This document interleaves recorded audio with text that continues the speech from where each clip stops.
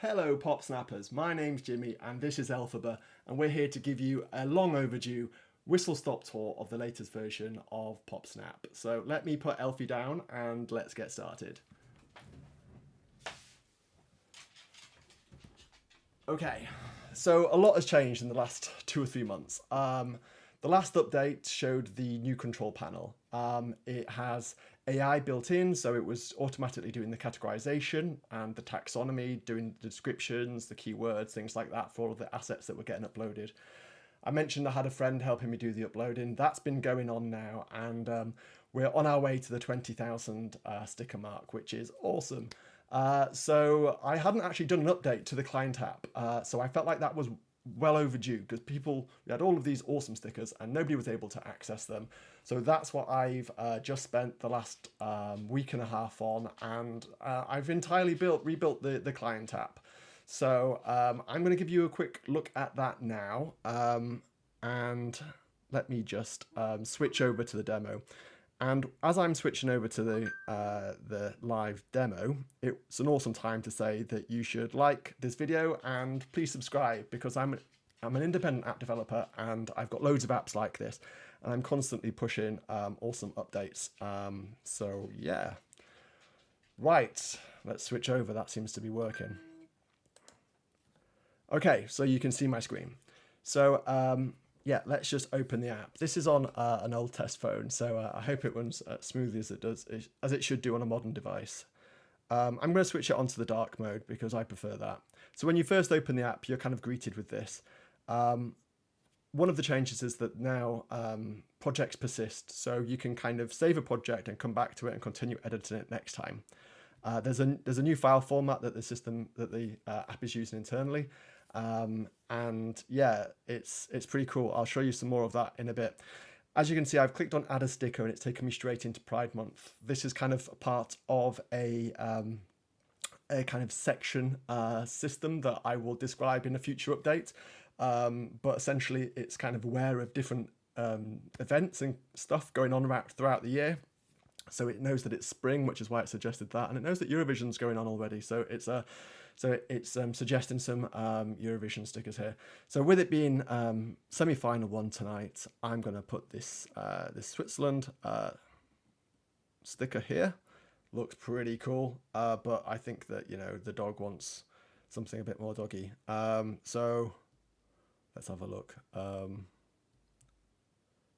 Lots of nice stickers I could choose here. Stay positive. Should we go for that one? Let's go for that one. Where's that gone? Okay, so we'll add this here, and we'll just position this down here. It's a little bit hard to see because it's black on black. So what we can now do is there's an outline tool. So we can basically add an outline. Oh, but the outline's black. So got a color picker here with kind of what you would imagine, but some really cool names. So we could have Disco Diva or Tinfoil Hat Grey. That might actually look quite good. These are quite cool because as you're actually updating the color, you can see that the actual sliders themselves are showing you how to actually achieve the color that you might be looking for. So yeah, we'll go for Tinfoil Hat Grey. Oh, that's already easier to read. And with it being Eurovision tonight, let's put some bunting at the top. Any particular kind of bunting? Maybe this one looks kind of cool. Okay, and this actually is a good time to show you that one of the big new features of the app is basically this asset pipeline system. So it actually does the rendering of the SVGs off screen. So you can see as I zoom in here, this bunting is actually a little bit blurry. If I let go, it instantly sharpens it up. And basically now, while I'm manipulating it, it's just a rasterized image. This is kind of huge for performance, and also, well, I mean, mainly it's there for performance reasons, to be honest. But it also kind of opens up a lot of nice little kind of things that I can do and optimizations and things. So that's pretty cool. I'm fairly happy with that. Is there anything else I could show you? So you can also, so you can flip graphics now. You can see I'm just flipping them here. The arrange tool lets you kind of position things above and below, and you can actually see that when I select this graphic, you can see that other graphics slightly go, if I zoom in, it's better to see. You can see the other graphics slightly go transparent there, which is kind of a nice little touch. You've got your layer management system up here. Oh, there's this new Resize tool here. So I could actually say it's currently a 2x3 portrait photo. So you've got different kind of export targets up here. So you've got your social media stuff. If I wanted to do an Instagram, like a recommended feed size, then it would be 4x5. So I could basically resize to this. It then gives me this really nice little UI that I can basically choose a nice picture. So I'm going to basically crop it here, confirm crop. And you can see I'm just going to pull these back in now because we've lost them a little bit. So yeah, so that's kind of a nice little resize tool. Let's get it away from his eyes. That's better. So what else is new? I think that's one thing that you can't appreciate is that as I'm actually manipulating these stickers, there's a really nice little bit of haptic feedback. So every, I think it's every kind of, is it 2% of the kind of dimensions that I move the sticker, I get like a little vibration, and also with the rotations and with the scaling too. So it actually feels really nice and tactile. I basically stole that from my Cosmos app. I thought it was really nice how when you manipulated the astrology charts, it was kind of giving you that little bit of tactile feedback, a bit like a mechanical clock. So I've kind of gone for something very similar with that. And when you come to actually export the graphic, you can choose your different sizes, and if you want to, basically, you can now actually go bigger than the original source. But this is going to bring me to something else that's new this year, and this is that I've implemented Revenue Cat. So Revenue Cat is a bit of a game changer in my opinion, actually. So I've been building apps for forever, really, and since the App Stores first started. And I've always handled payments myself, validating the receipts, doing all of the subscriptions and things like that. But actually using Revenue Cat has been awesome. I implemented subscriptions and one-off billing in about an hour and a half. And then that was for Android, and then I kind of did the same thing on iOS. And it's literally just so easy.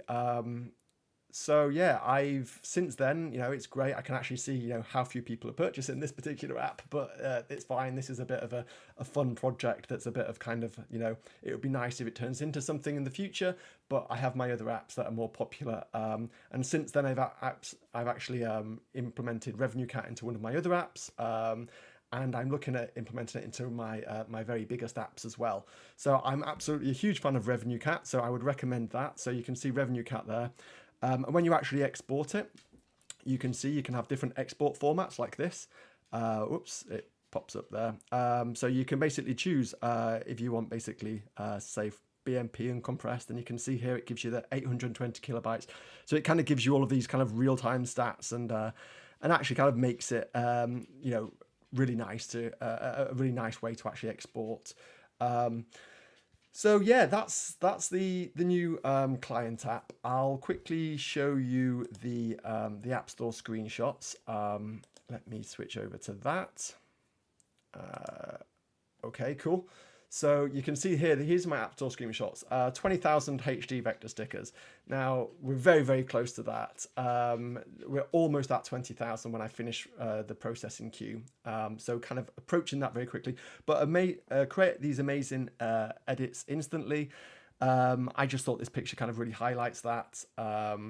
I actually need to do quite a lot of work on the sticker picker because there's so much more that I want to put in there, such as like the cool little collections that I've created on the back end, expose all of that cool stuff to the client. And there's so much more I want to do in terms of like recommending stickers and related stickers and things like that. Manage complex design just highlights the layer tool. Resize with presets, I've demonstrated that to you. Flexible export and share, so we've had a quick look at that as well. And then this is showing you, the one tool I didn't actually show you is the rewind feature, which I'm going to quickly just jump back onto this and show you. So if I go back to actually edit this picture, you can see that there's version history, and this is version 11 of this file. And I can just basically drag it back. Oh, you can see the resize there. So that was and it's got this really nice kind of like rewind feature that it takes little screenshots every now and again of your kind of work in progress. And at any point I can say, that's what I want. And I can basically restore from that position. But in this case, I'm going to kind of continue going back, and that's the final version. So it's kind of got unlimited undo and redo, which is a sweet little feature. So yeah, that's basically where I'm up to with PopSnap. I'm really pleased with how it looks. It feels very polished at what it's doing right now.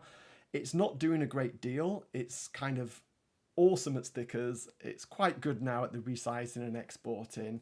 I think the next thing it really needs is the stickers are going to constantly keep flowing in there. So I think probably maybe I'm going to get to 25, 30,000, and then, you know, I think that'll be enough stickers. Certainly kind of static stickers. I might start considering animated ones next. But I think the next big feature is now going to be text. Oh, I've just totally forgotten one of the biggest things. Let me show you one last thing before we wrap this video up. Sorry, this is what happens when you have a video that's totally unscripted. The color system that I showed you before is... I was very keen. In fact, I came up with the idea of doing this while I was actually kind of doing one of my devlog videos. So you can see here we've got our little elf picture. This could be anything, you know, a picture of a yoga teacher, or in fact, let's get a yoga teacher as well. Is there a yoga teacher? I'm sure there will be. Okay, yeah, yoga people.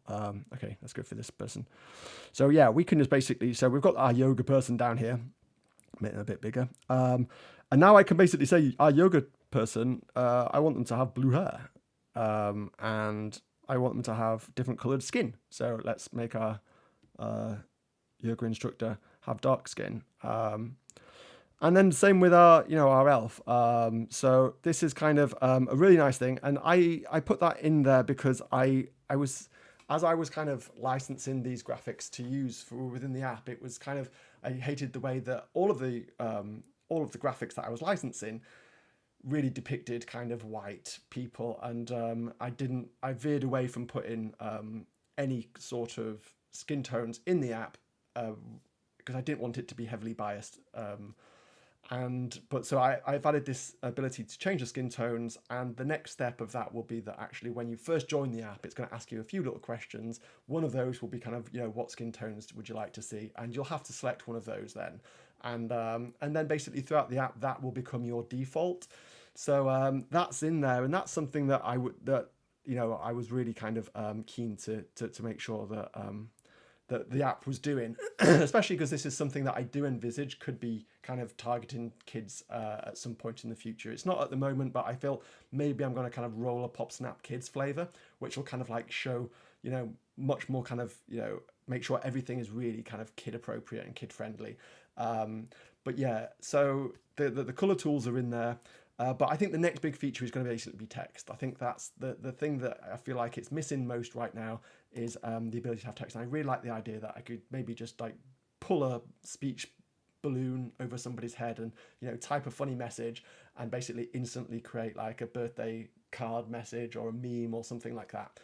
So yeah, that's the latest update for PopSnap. Lots of stuff coming for this app in the future, but I think that's a huge step forward. So until next time, don't forget to like and subscribe. Thank you very much for watching. Bye bye.